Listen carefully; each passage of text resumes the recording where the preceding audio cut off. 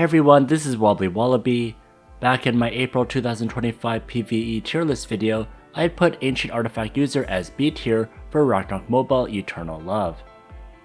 After being inspired by Mike's on the potential of Ancient Artifact User, I decided to revisit my tier list ranking for this class. So I bought a plus 15 Cloud Feather weapon, used the new Advanced Ruin system to get the 7 out of 7 core hero passive, and got ready to challenge the Legend Museum Dragon again, as well as other tough instances. So one of my complaints with her was her attack was too slow, so I modified my gear to reduce the cast cooldown and cast delay. Her damage is high enough already, so it's really the damage frequency that I needed improved on my build. The AoE is quite good, it's able to take down the mini dragon even without retargeting.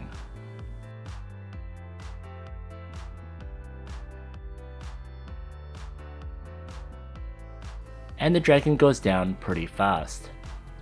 For side split, I was able to get the cast cooldown reduced by 0.5 seconds, and for cast delay another reduction of 0.49 seconds. That delay is due to the plus 15 pardon money with the minus 18% cast delay random attribute, Rock and Roll Cactus for the minus 10% skill cooldown, Panel Guardian for minus 10% skill delay, the plus 15 Arcane Codex for 8% skill delay, and 6 stacks of Frontier Royal Salad for the minus 13.5% cast delay. Now let's look at Legend Museum Floor 2 and I'll explain this build further. On auto I have side split and enchanted weapon.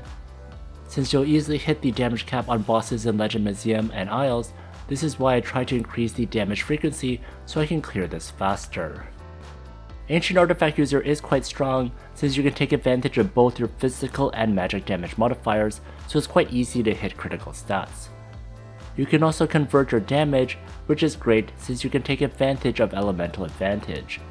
This puts her at a huge advantage over other magic classes which are often elementally locked. I actually found that she could take down the bosses faster than the nameless one, which I'd rated as S tier. She doesn't have as good survivability when it comes to anti-death, but she is still quite tanky. Now here's my setup. For attributes I max int and then luck, the remaining into strength. Right now I spam sidestep the most, so I rarely use the super long star wave, which does scale off strength. If I use that skill more, say against mobs, then I would reduce my luck and int and add more into strength. Next are my stats. I have 28,000 attack, 30,000 magic attack, 72.1% penetration, 66.3% magic penetration, and those get combined together at core hero level 4. I have 47% skill damage increase, 167.9% damage, 42.9% physical damage increase, 104% ignore defense, 178.8% magic damage, 21% magic damage increase, and 100.6% ignore magic defense. This will be combined together with the physical ignore defense as well. Next, here's my gear overview. For magic classes, you definitely need to invest more compared to physical classes. There are definitely some expensive cards here. My survivability also comes from using the Seed card, which gives me a lot of life gain. Another note is for the harder instances I'm going to show next, I did play around with the gear. I played around removing the cast delay and cast skill cooldown stuff and instead add more damage, but in the end it didn't quite make my damage that much better. I need to invest more in my magic gear in order to make a bigger difference. Same with my shadow equipment. I don't have a lot of good magic gear, I'm still a physical main, so I just used whatever I had available. And later on you'll see me struggle when I do tougher instances because I don't have the optimal gear for it. Next is my Adventure Handbook. I have a 150% deposit with 3,723 attack and 3,187 magic attack. So next let's show some footage from PSR. My damage isn't that great since my magic gear isn't optimized, so it will be slower compared to my physical classes like Sunlight or Kalitzberg. However, even though it's a bit slow, at least it is doable. There are plenty of classes that I played that can't even hurt this dragon and would take even longer. And the other thing is if you're not going solo, for example I have a saint helping me, that increases your damage like crazy and I was able to take down the dragon much faster. Also, if you have a Klitzberg to debuff on your team, that also helps a lot with being faster. And again, when you're playing ROM, normally you're playing with the team anyways, you're not soloing everything. Next is the same with the Space-Time Dragon. You can damage it, which is great, but it will be slower. If you have a Saint assisting you, they can also turn on Espresso to turn you into holy damage, so you can deal more damage against this dragon as well. That's another great advantage of this class, is you can convert to other elements, which is something magic classes cannot do in general. However, when you compare her to Sunlight, which is currently my main DPS for PvE, her damage is nowhere near that of Sunlight. Sunlight is truly busted, and many classes, including Ancient Artifact User, is definitely nowhere near that level.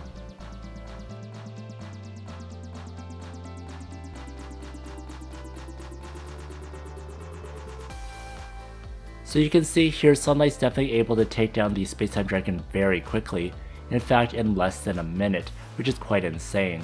Sunlight really is the solo PvE master, so it's sometimes very hard to compare other classes against her.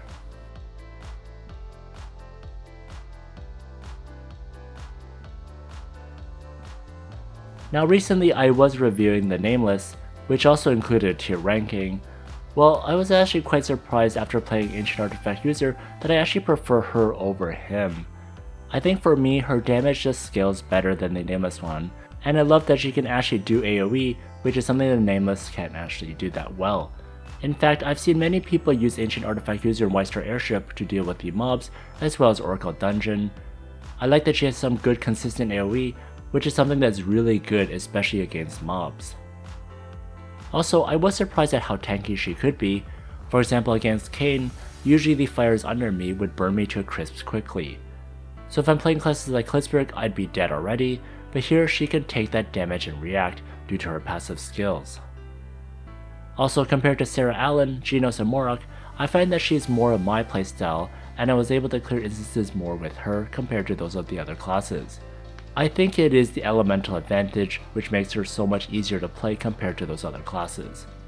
So I will promote her from B tier to a high A tier or an S tier. For now, it's hard for me to put her in S tier because it's getting quite large, so I do want to limit the number of classes there. Also, for a magic class, she is good, but I think she needs good gear and deposits, whereas Liu Maosheng can provide support even if you aren't strong. So I think Liu Maosheng is still the best magic DPS out there, because he can be useful for both support, which is ideal for free-to-play players, and also for whales, you can do support and also deal a ton of damage. But compared to physical classes like Klitzberg and Sunlight, I don't think that Ancient Artifact User is better than those classes. The skills those classes have are just too unfair, as well as they can perform well with lower deposits and worse gear. So for now, I'm not sure if I can keep her on the S tier, but she's definitely very close to being there. Anyways, what are your thoughts? Do you have other tier list changes that you think I should investigate before I do my next tier list video? Let me know in the comments section. If you enjoyed this video, please like, comment, and subscribe.